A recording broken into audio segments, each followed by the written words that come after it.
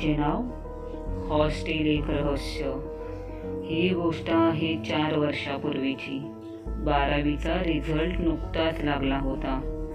निकिता खेड्यापाड्यात राहणारी श्रीवर्धन जिल्ह्यातील शांत मुलगी होती। नेहमीच आपल्या हुशारीने तिने शाळेतल्या आणि ज्युनियर कॉलेजमधल्या शिक्षकांची मन जिंकली होती। म्हणूनच ती एक आवडती विद्यार्थिनी होती। यापुढील शिक्षण मुंबईत येऊन करावं अशी तिची इच्छा होती। तिने मुंबईतल्या एका सुप्रसिद्ध इंजिनिअरिंग कॉलेजमध्ये ॲडमिशन घेतलं।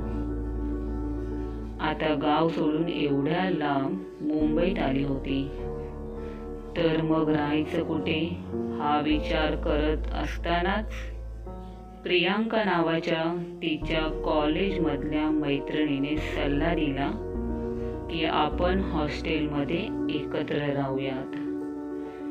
त्याप्रमाणे निकिताने तसा फॉर्म भरला आणि ती प्रियांकाच्या रूममध्ये जॉईन झाली।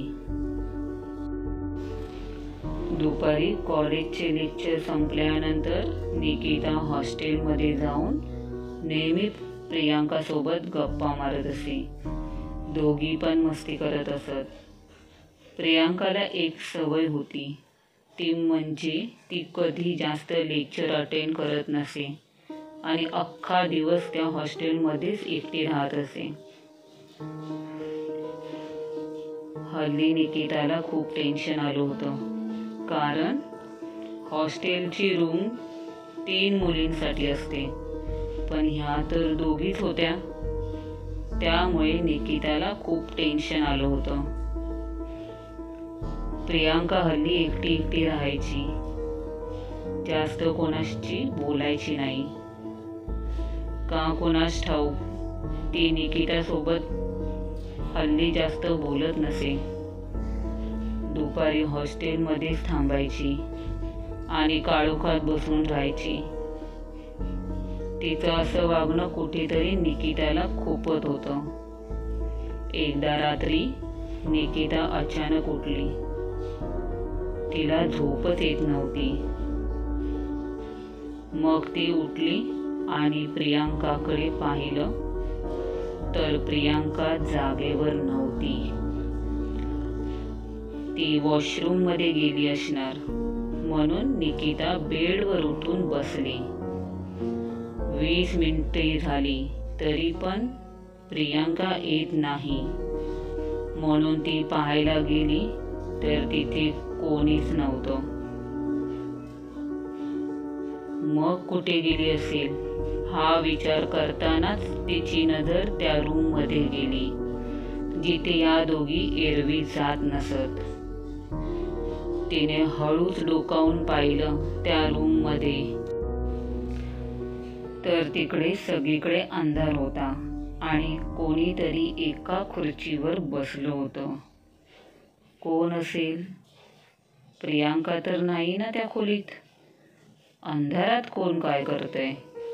दरवाजा तर बंद होता, मग त्या खोलीत 100% प्रियांकाच असणार याची खात्री झाली आणि ती आत शिरली। ती फक्त पाहतच राहिली। ते लाल लाल डोळे, केस सोडलेली, चेहरा विचित्र रागाने झालेला, मोठ्याने मोठ्याने हुंदकारा देत असत, हे सगळं विलक्षण होतं। आता मात्र निकिता खूप भयभीत झाली। तिने जास्त विचार न करता प्रियांकाला हाक मारली। प्रियांका लक्ष देत नव्हती। ती माझ्याकडे बघत नाही म्हणून पुन्हा हाक मारली, तर प्रियांका जोरात ओरडली, निकिता तू झोप जा, जा तू झोप बेडवर, मला एकटीला राहू दे या खोलीत, जा आता। निकिताने लगेच दरवाजा बंद केला आणि तिच्या बेडवर जाऊन झोपली। झोपली कसली? तिला तर रात्रभर झोप येत नव्हती आणि त्यात रात्र पण लवकर संपत नव्हती। कधी एकदा पहाट होईल याची ती वाट बघत झोपून गेली। सकाळी उठली. प्रियांका बाजूला झोपलेली पाहून तिला धीर आला. पण काही करून मला ही रूम नको यासाठी ती कॉलेजच्या हेड ऑफिसला आली. तिने नवीन रूम मिळण्यासाठी फॉर्म भरला आणि रात्रीचा घडलेला पूर्ण प्रकार तिने त्या स्टाफला सांगितला. त्यावर तिला एक अनपेक्षित उत्तर मिळालं त्या स्टाफकडून की ती ज्या रूममध्ये राहत होती तिथे कोणीच नव्हतं. मुळात प्रियांका नावाची कोणी मुलगीच नव्हती पूर्ण कॉलेजमध्ये, आणि त्या रूममध्ये फक्त एकच मुलगी राहते, ती म्हणजे निकिता. असंच त्या स्टाफ आणि कॉलेजला माहिती होतं. मग प्रियांका कोण आणि त्या रूममध्ये काय करत होती या प्रश्नाने अजूनही निकिताला उत्तर मिळालं नाही. पण एवढं मात्र नक्की की खरंच त्या रूममध्ये कोणीच राहत नव्हतं निकिताशिवाय. जर तुम्हाला ही कथा आवडली असेल तर या व्हिडिओला लाईक आणि शेअर करायला विसरू नका. जर तुम्ही आपल्या चॅनलवरती नवीन असाल तर आपल्या चॅनलला सबस्क्राईब नक्की करा आणि बेल आयकॉनवरती क्लिक करा, म्हणजे तुम्हाला पुढे येणाऱ्या व्हिडिओचे नोटिफिकेशन लगेच मिळेल. धन्यवाद.